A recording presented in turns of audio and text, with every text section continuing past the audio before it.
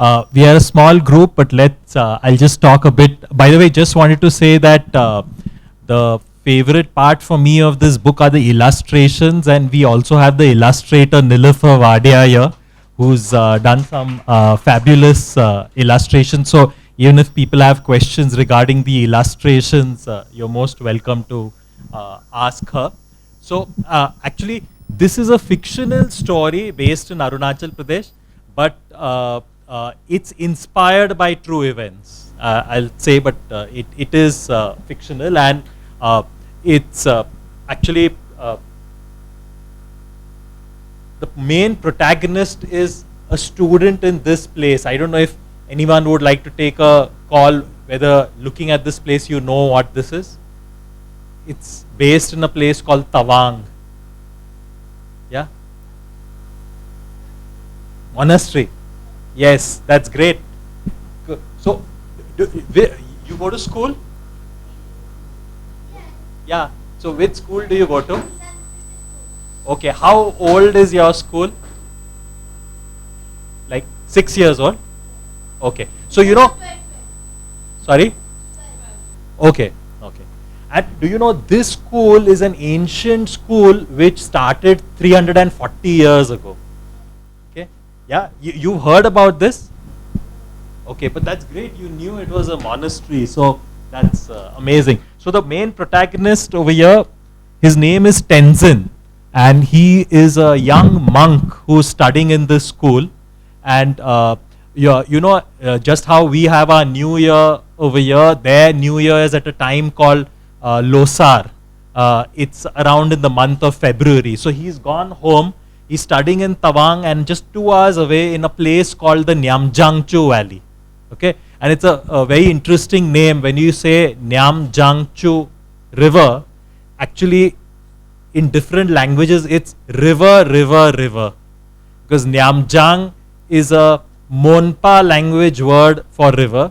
Chu is a Tibetan word for river, and river, of course, you all know. So the community over there who stay there, they are called the Monpas, and their language is the Monpa language. And so where this story starts, actually Tenzin has come home. I'm going to tell a bit of the story. For his holidays for Losar, he's doing a bit of homework outside his house. It's winter and nice sunny day, and he gets a call from his friend Pema. From close by, and he said, come fast, they have come, but there's trouble. So before he can ask anything, Pema has hung up. So Tenzin just runs along this river, the Nyamjangchu River, which this is an area he's grown up in. He's very fond of this area, the forests in this area, and some of his fondest memories as a child is exploring these forests. And some of the rewards of exploring this forest, like seeing this animal. Do you know which animal this is? Which one? No. Another guess. Doesn't matter. We don't see these animals like around us. Even in the zoo in Pune, you won't find this. But you will find it in some zoos in the country, but in colder areas. Yeah, you want to take she knows the story. No? Okay. Yeah. Okay. So it's a red panda. Okay, just you've seen the white and the black panda. So this animal is found in the Himalayan areas, Arunachal Pradesh, Sikkim, and this Nyamjangchu Valley is one of the finest places to see this animal. In 2017, I was traveling there. I very narrowly missed it. I only managed to see its scat, but it was fresh scat. You know what is scat? What is it? It's basically the shit of the okay, poo. Oh, sorry, it's an inappropriate word to use. I apologize. Okay, so he's grown up seeing this, and just in a short while he reaches this place where his friend Pema and another friend called Tara, they are sitting over there. And Pema is a local from there, and Tara is a wildlife biologist. She studies animals.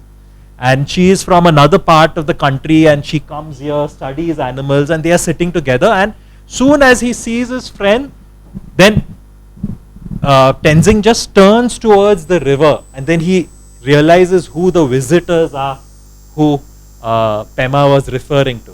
And there are these birds called the black-neck crane.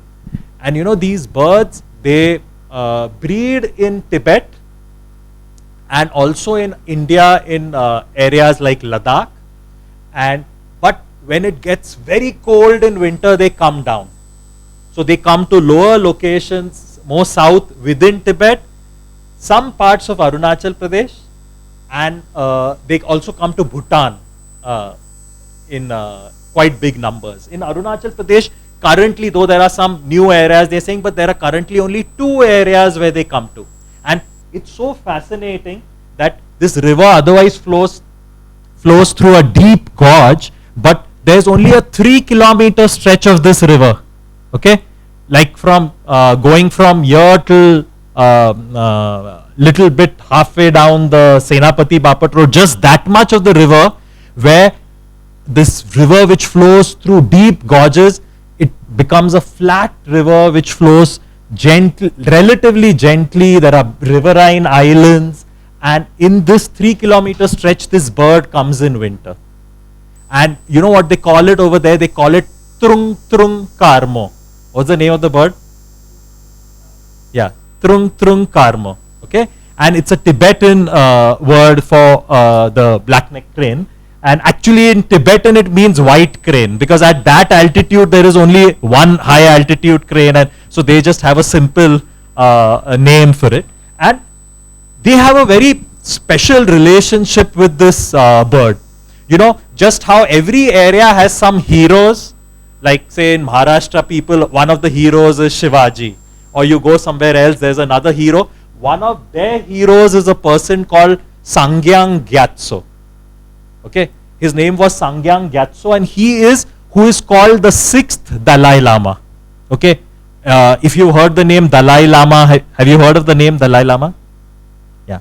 Okay, so the current Dalai Lama is the 14th Dalai Lama, but the 6th Dalai Lama was a Monpa from what is today Arunachal Pradesh, and in his poetry he wrote about this bird. So for them, the bird is like almost like a form of this hero of theirs, who was this famous poet and this spiritual leader who they revere. And in his very famous poem, which is just a 4-line poem, where he says, "Oh white crane, lend me your wings." He wants to take a ride on the wings of the bird. And he says, "I will not go far. To Lithang I'll go and return." So Lithang is a place there. In their belief, then they found the 7th Dalai Lama, but I won't digress to that topic. But in his poetry, at a very young age, when he was a teenager, he wrote this famous poem. So they really revere the bird. And then that's when Tenzing then asked his friend, "But what's the, why did you say there's trouble?" So he's saying this stretch of this river, which we are talking of, is going to get drowned because of a dam. And Tenzing is shocked, because he knew there were some surveys going on for the dam, but he was sure that because in India there's this fantastic system that if you want to build anything, you need to do these studies, like how people will go, if there's a wildlife habitat, you go and study, can we build this there, or do we need to move it from here because there's very rich wildlife there. So he just assumed that study would have said, no, Trung Trung Karmo comes here to winter, so don't build it here. So his friend Pema tells him, yes, the study did say that, but later on they just changed the report. So he said, how can that be possible? How can they make one report which says Trung Trung Karmo comes to this area in winter, it's its winter home, and then they change the report. And how do you know this? That's when their friend Tara tells them that while she was driving to the Nyamjangchu Valley and she stopped by the government office, there's this government officer and somebody from this dam company who was going to make the dam. They were talking to each other, and on the desk she saw two reports. One is the old report which says Trung Trung, this is the home of the Trung Trung Karmo, and this new report which says there is nothing of importance here, you can build the dam here. And Tenzing just can't believe this. How can this be possible? Why will they change the report? And this is where then Pema tells him, it's finally money. They just want to build it over there, and they have changed the report. And Tenzing can't believe this. And then he said, but if the old report is there. But they tell him that no, but they're going to hide that report and just publicize the new report and says there is no Trung Trung Karmo over here. Okay, so he said before they publicize the report, we need to get hold of the old reports. We need to make it public. Okay, that they have done this fraud. Okay, so what should we do? So that's when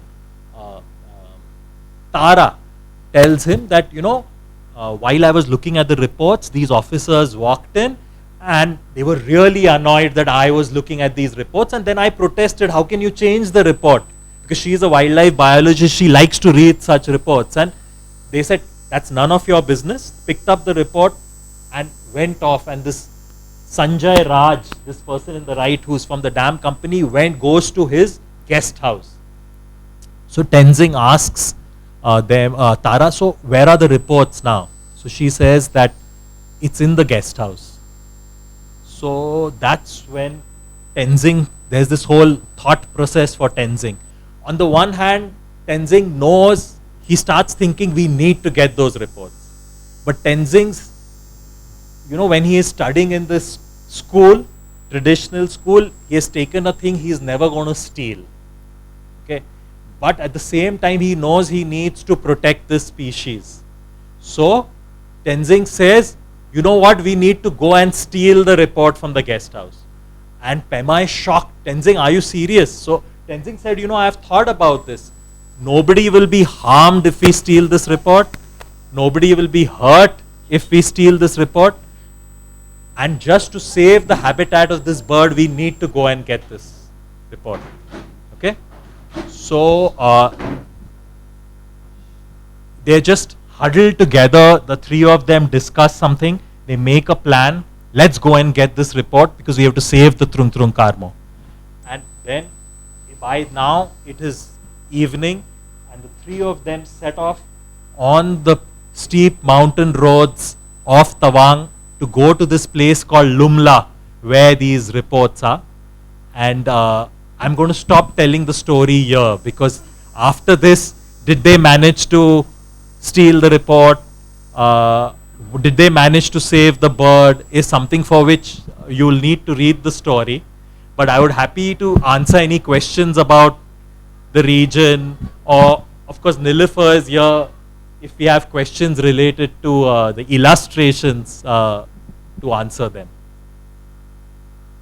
So any questions?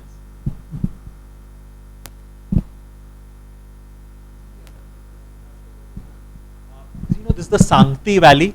Sangti Valley is in both these places are of course western Arunachal. So Sangti Valley is West Kamen district, and Sangti Valley also has a Pune connection that though of course locals always knew that the birds came, but Prakash Goe many years ago went, and he, in the scientific literature, he was the first person to report that the black-necked crane winters in the Sangti Valley. The numbers in India are very small. It's basically in this area, the Nyamjangchu Valley, around 10 to 12 birds. Yeah, and in India around 20 to 25. So Bhutan gets a big number and southern Tibet gets the biggest number. So in a sense, it's more because in India there are very few, so that's why it's all the more important to protect these. Yes. Yeah, it's a small number. Yeah.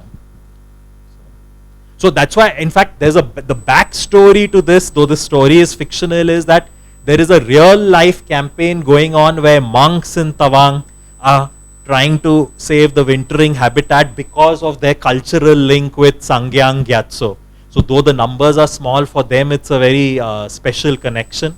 And so that's the backstory to this. And but in real life, they didn't steal any reports. They fought a court case. And the court, about 3 years ago, called the National Green Tribunal. And actually, this is true that in the real report, there was no mention of the black-necked crane.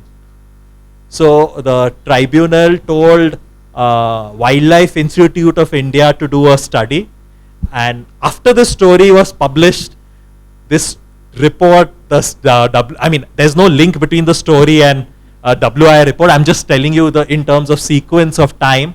The report came out earlier this year, and the Wildlife Institute of India said this site needs to be protected for the black-necked crane as a wintering habitat, and the dam should not come here. So this is the back. Yeah. So there are no permanent, there's some decisions that, oh, it won't come up, but now it's at a very strong, because the scientific report by the Wildlife Institute of India is also saying the same thing. It seems a little difficult at least to build it at the same site. They'll need to move the location. Yeah, that of course they will, but at least in this particular site, since there's a overwhelming sort of reason not to build it. The cultural elements are from Tibetan culture. This is part of India, but so they were like really impressed with the illustrations, and for them, like, no questions asked. It just like, you know, so. Illustrations make the book. Yeah. Yeah. Are there more such species that you found that are endangered? No, there are many species here, and it's a very rich area. Otters will be impacted due to this and all, but in a sense, what was see, because if you see these decision makings, you have to, there are often trade-offs. So then they'll say, okay, this is there, but you know, they are also found here, and now we need to make some compromises and other things. So in this case, this is a bird which is what is in the Schedule 1 of the Wildlife Protection Act, but in the world, the International Union of Conservation of Nature, their categorization, it's categorized as vulnerable. Okay, so it's not critically endangered globally. In India, there are small populations, so it's important for India. So, but it became most critical because there was also that cultural angle to it, and it had a very specialized, just that stretch of the river.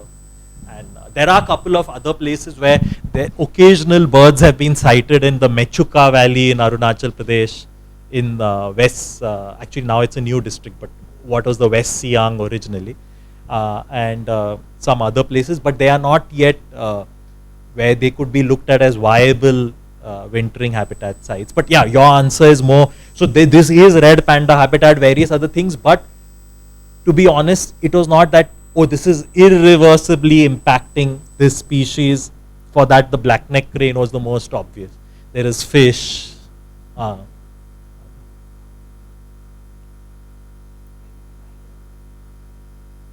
Actually, the idea originated because actually those monks contacted us for help for the litigation. So we helped the monks in the litigation. So that was the backstory to it. So I was also involved with the litigation in the National Green Tribunal and in all that. But so the idea came from that, but we had to fictionalize it, and we couldn't write about a court case. So, so Are there a lot of young monks? Like Tenzin is a young. Yeah, there are. Who are into this sort of, you know, who are aware of their environment. Yeah. In fact. Yeah, in fact, they have an organization called the Save Mon Region Federation, that they want development in their area, but they want to protect the natural heritage of their valley also. So they look at that, and in fact, the latest threat they are looking at, the same area has indiscriminate sand mining.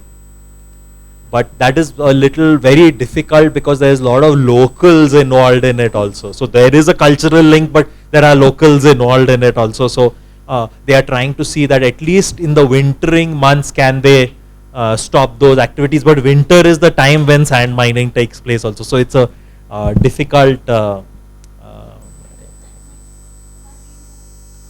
it is going, because it mainly for all the construction happening in Tawang town. So the big, yeah, within Arun.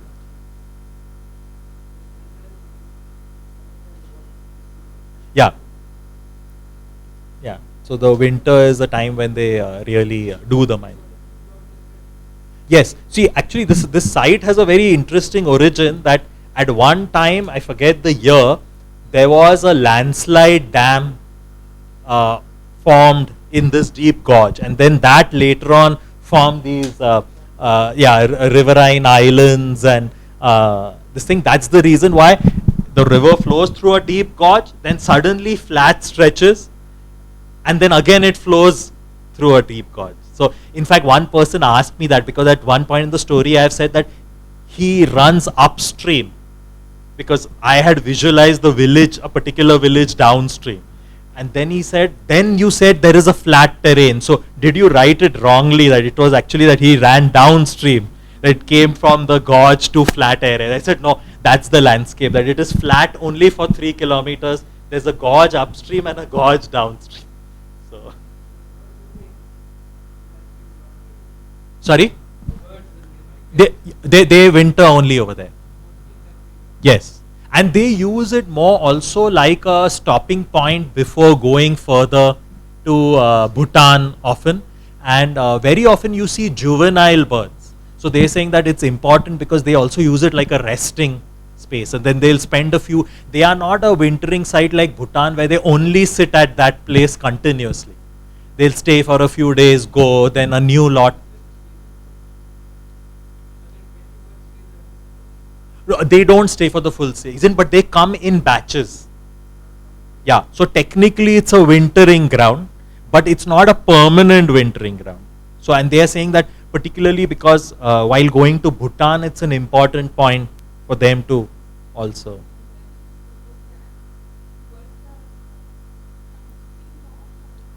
No, not. So it's actually this was in the flat part, only the lower part of the flat part, like a barrage. Yeah. And then, but so it was not a huge structure, but it was submerging exactly the part where the birds are coming. So that's the.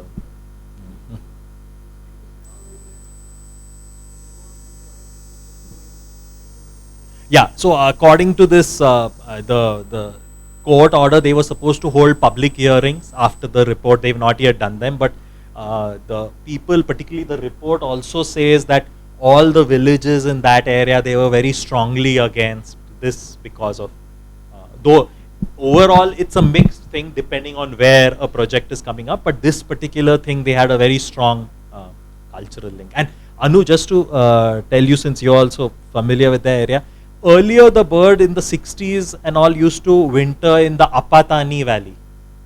Okay, but there the villagers hunt a lot also. They are otherwise, so that's and some big townships came up, so there was too much disturbance for the birds actually. So they stopped wintering over there after the 70s.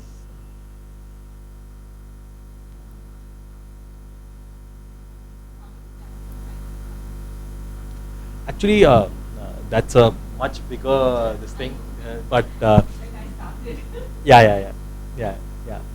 So there are currently it's going very slowly, but there are about 3 to 4 big projects which are either commissioned or in advanced stage of construction. This is in the Subansiri Valley, coming close to Pake. There is one. Then in West Kameng, see, because some of them are also, though they have all the permissions, they have support from locals, but the companies have run out of finance. So some in West Kameng, like Gongri, and some others, they are stuck. So it's gone much slower than what was earlier thought, but mainly because the industry was also going through a slow phase, but they'll now come up in a big way. Yes, that's, I think, if I'm not mistaken, it's in a critically endangered thing, but I'll just confirm this. I'm not sure. No, you get them in many parts of Arunachal. You get it in Sikkim. You get it in North Bengal, the eastern Himalayas. So you get, but this is one of the best places to see them. I mean, I have yet to see it, but I'm just like they. They say it's one of the best because it's a very rare animal to see.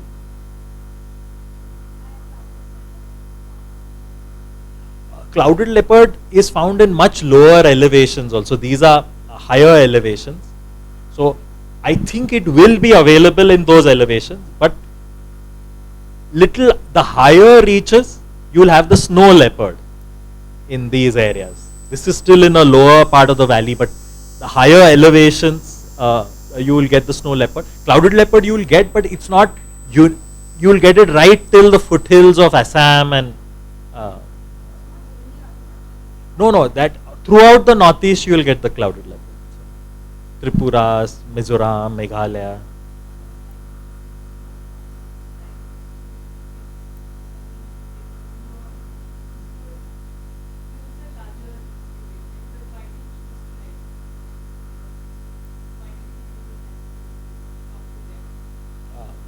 I don't know. I thought it was a fun thing also to try to write. I mean, people are often ask what work do you do, and I find it very hard to explain. So now I feel that actually the best way to explain is I'll say read the story.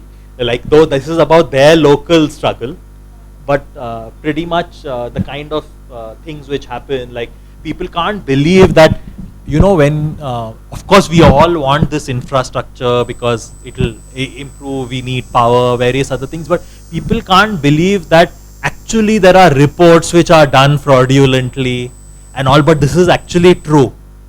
That we always have faith that, you know, people are, I myself have an engineering background, so when I studied engineering I would have not believed that people are making fraudulent environment impact assessment reports, but it happens sometimes because there are other interests and all. So sometimes if you do make good reports, then there are some cases where, like how the law is, they'll say don't build it, in other cases they say do it, just make sure you do it in this way to reduce its impact, and you know, so that's how it is.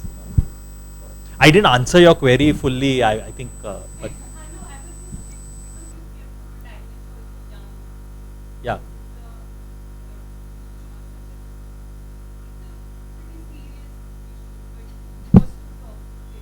Yeah, so that's why actually we focus more on the adventure the kids go through, and you know that it's a short story, but whatever little bit, some of the things, it's 10 plus. So, yeah, because even that's a little, that some of these things about the reports and all, it gets a little, so roughly we're saying 10 plus. In some parts there'll be slightly older kids will read it, others, the feedback I have gotten from some, like say 8 to 12 also, but in yeah, 8 to 12, while in the schools, like for example, WWF India is distributing copies in Arunachal, in the valley where this is based. There, though their education is in English, but slightly older kids would also, you know, it could be pitched a little for older kids. Yes, November onwards. Yeah, and they'll come in like batches of 2, 3, and they'll come through that winter season. Yeah, I mean, see, the thing is, technically they need to be tagged to know their exact path. Yeah, yeah, yeah, yeah, yeah.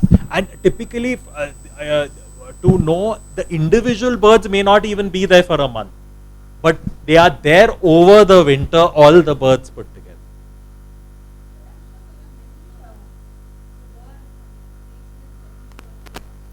No, but they don't. Yeah. Yeah. Yeah. And it's very interesting why this site is important. I won't say it's totally, there are threats, but bulk of the other sites are agricultural landscapes. So if you see Sangti Valley, parts of Arunachal, these are all like rice fields, marshy areas and all. This is a natural site.